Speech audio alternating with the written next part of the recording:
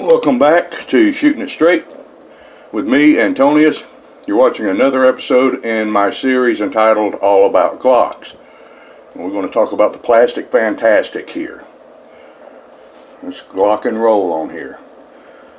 Now, since the day that Glock pistols was first unveiled way back in 1982, there's been certain myths and confusions and misinformation about the pistol that have been floating around, and some of those and new ones also still are today.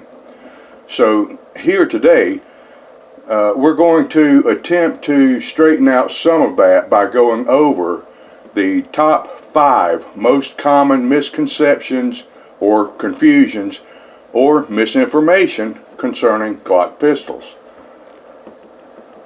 Okay, and here's one of the first ones. And I hear this a lot, especially since the Gen 5 pistols came out. Newer generation Glock barrels no longer have polygonal rifling. And by the way, now, speaking of that, look, polygonal, that's how you pronounce that word, not polygonal, polygonal. And all Glock barrels do still have polygonal rifling. Now, polygonal comes from the word polygon, which in geometry means a plane figure with usually 3 to 5 straight sides and angles, and sometimes more. The Glock Gen 5 and I think the models 42 and 43 are equipped with so-called Glock marksman barrels, or GMB. Now, these barrels feature an enhanced polygonal rifling with a right-hand twist and a small rifled profile on either side of the main polygonal field impression. And here is why they changed that. Previously, using the usual methods of ballistic comparison with the ABIS, which is the automatic ballistic identification system. So they used that and a comparison microscope. When they used that, Glock's rifling was difficult to match bullets fired from a polygonal barrel to the individual pistol that fired it, with much evidentiary value anyway. So it wasn't a good match. It was very hard to locate. The GMB, or Glock marksman barrel, well, it does leave marks of sufficient quality on the bullets to make a good match with high evidentiary value to the firearm that fired it. So, in short, the Gen 5 barrels, while still technically possessing polygonal rifling, is easier to ballistically match a bullet to a particular Glock pistol for purposes of evidence. Now, keep in mind that what is now called the Gen 5 was originally designed specifically for the military and law enforcement market. And they lost the military contract, so of course they got to put it out to the public, right? Which was not a bad thing. Alright, let's talk about Glock frames or receivers. A lot of speculation and mystery seems to surround the composition and durability of the Glock polymer frame. Now, first, let us understand that there is a difference between polymer and plastic. All right, plastic is a specific type of polymer made up of a long chain of polymers, while polymers are made up of uniform molecules that are smaller than plastic molecules. And I'm not going to go into detail on that. The Glock frame, magazine body, and several other components are made from a high-strength nylon-based polymer, nylon 66 actually. Now, this was invented by Gaston Glock, and that he called Polymer 2. This is a two-dimensional polymer system that is as strong as carbon steel yet as light as plastic. Now, this type of polymer is about twice as expensive as commercial carbon steel is, and it offers long-term performance at either elevated or depressed temperatures. Right? It's chemically stable in the vast majority of environments, even when in contact with corrosive chemicals. Now, long-term and direct UV exposure could result in degradation over a long period of time. Alone, though, it can withstand air temperatures up to about 400 degrees before it begins to soften up and not be able to function. It has only really one real enemy, and that is very hot water. Because this particular polymer is a polyamide, it can be hydrolytically damaged by scalding water or water hotter than around 130 to 150 degrees, which will cause molecular change in the polymer. So basically, just keep it away from very hot water, and it'll last you for several lifetimes. All right. Number 3.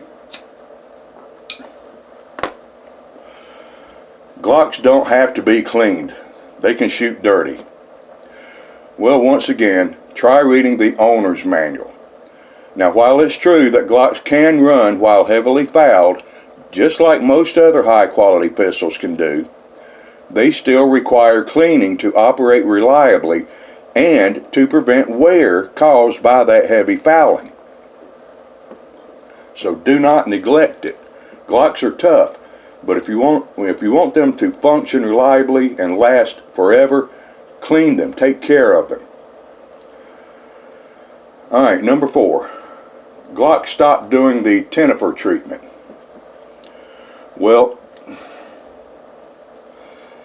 okay, it is true that Glock no longer uses the Tenifer process. But listen, Tenifer is just a trademark name of a particular method of ferritic nitrocarburizing. Glock only changed the application of that process, not the results. Now, this is important to know. All major firearms manufacturers use a process called ferritic nitrocarburizing. It is the third step in the treatment process of hardening the steel in order to lower friction and improve wear and to improve corrosion resistance. Okay, it penetrates 3 to 5 microns into the steel itself to seal out moisture and corrosion. And at the same time, it brings that steel to a hardness level of 65 to 69 on the Rockwell scale of hardness. Now, a diamond is at 70 on that scale. This treatment is applied to all steel components and springs. This is a process or a treatment. It is not a finish or a coating. After that process or treatment, then a post-oxidation black oxide finish or a phosphate non-glare coating is then applied. That's the coating or the finish. Now, since 1982, Glock has used the salt bath application method of ferritic nitrocarburizing, which is also known as liquid nitrocarburizing. Tenifer is simply a trademark name of that. This particular method also used the trademark name of Tough Tried. Now, in 2010, Glock switched over to the gaseous type of ferritic nitrocarburizing method, which is also known as controlled nitrocarburizing, vacuum nitrocarburizing, and also soft nitriding, which all produced the exact same results as the previous salt bath Tenifer application method. The difference in the process is that the gaseous mixtures that are used to diffuse, gaseous mixtures are used to diffuse the nitrogen and carbon into the steel using an endothermic gas, probably ammonia, whereas in the previous salt bath tenifer method, alkali cyanate was used, which reportedly created toxic fumes. Now, Smith & Wesson and Springfield Armory use virtually the same method or process, but the method they use uses a trademark name of melanite. H&K uses a similar process that they call hostile environment. And here's what you need to know. They all do the same thing. It's all the same thing. Okay? They just use slightly different application methods and use different trademark names associated with a particular method. That's all. Now, Glock now calls their finish DLC for diamond-like carbon coating or finish. Now, you can wear the finish off, but you cannot wear the tenifer or other nitrocarburizing treatment off, and it will still protect that steel even if it's worn off, because it penetrates 3 to 5 microns into the steel. So basically it hasn't changed, just the method has changed.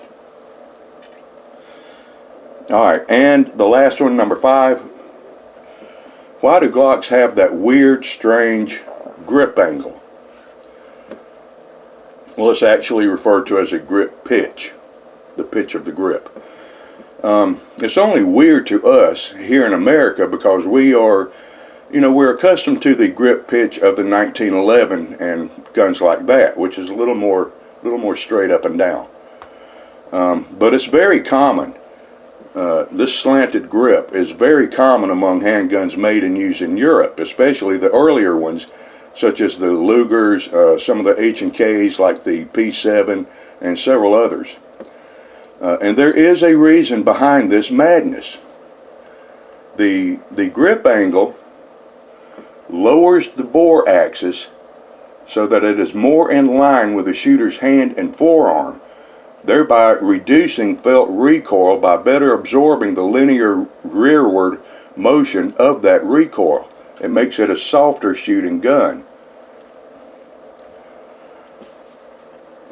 And so that's that on the 5 most top subjects on confusions about Glock pistols. I hope I was able to clear some things up, and I hope you found some value in this video because, that's my goal. So subscribe and get notified for future episodes in this All About Glock series, and to see other videos I have as well. So thanks for watching. I'm Antonius, and in the next video, just like in this video, I'll be shooting it straight with you. Ciao.